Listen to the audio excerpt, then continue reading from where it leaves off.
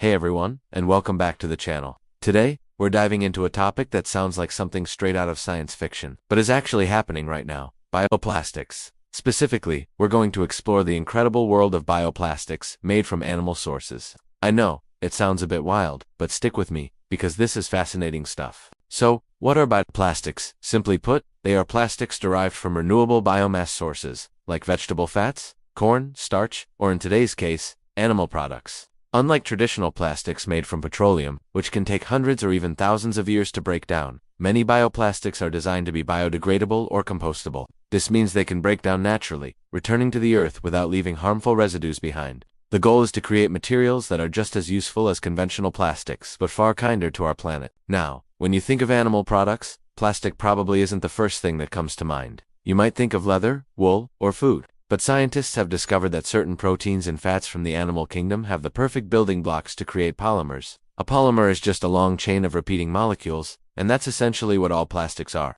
By finding these natural polymers in animal sources, we can create materials with amazing properties. Let's start with one of the most common sources: milk. Yes, the same milk you pour on your cereal. Milk contains a protein called casein. You might have heard of it in cheesemaking. For over a century, people have known how to turn casein into a plastic-like material. By treating milk with an acid, the casein separates from the liquid whey. This casein curd can then be heated and pressed into various shapes. The resulting material is hard, smooth, and was historically used for things like buttons, beads, and decorative buckles before petroleum plastics took over.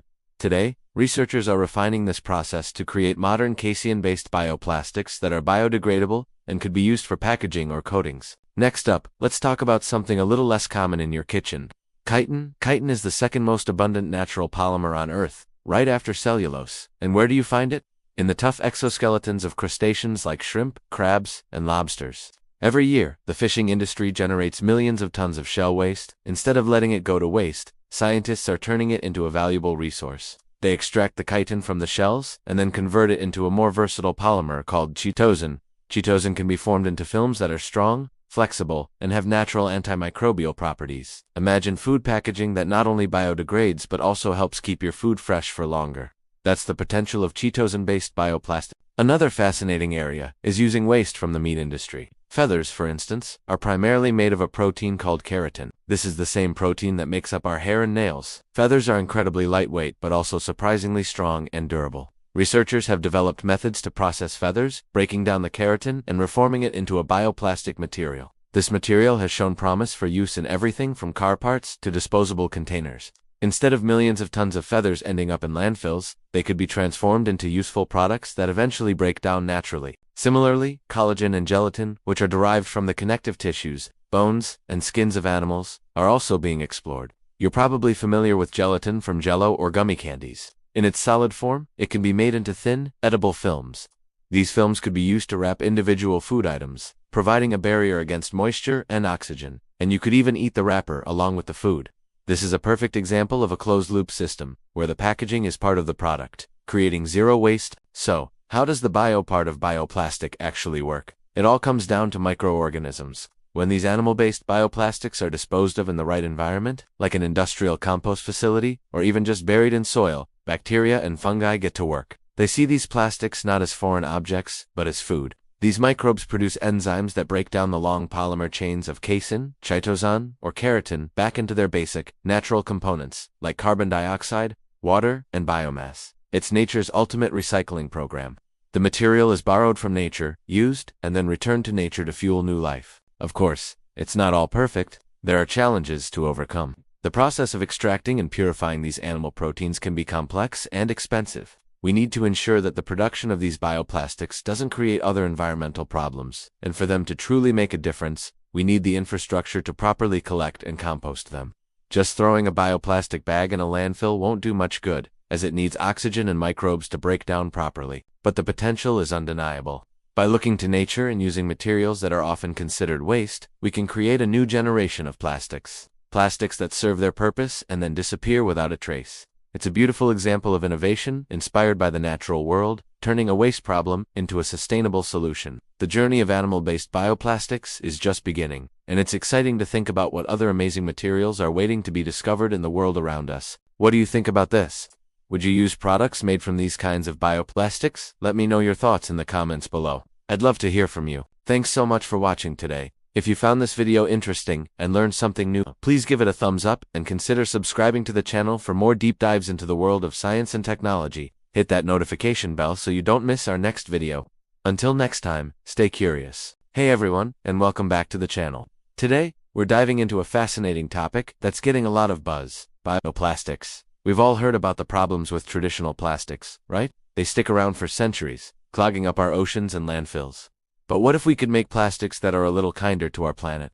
That's where bioplastics come in. Now, when you hear bioplastic, you might think of plants, like corn or sugarcane, and you'd be right. A lot of bioplastics are made from plant-based materials. But did you know that the animal kingdom also offers some incredible building blocks for creating plastics? It sounds a bit like science fiction, but it's happening right now.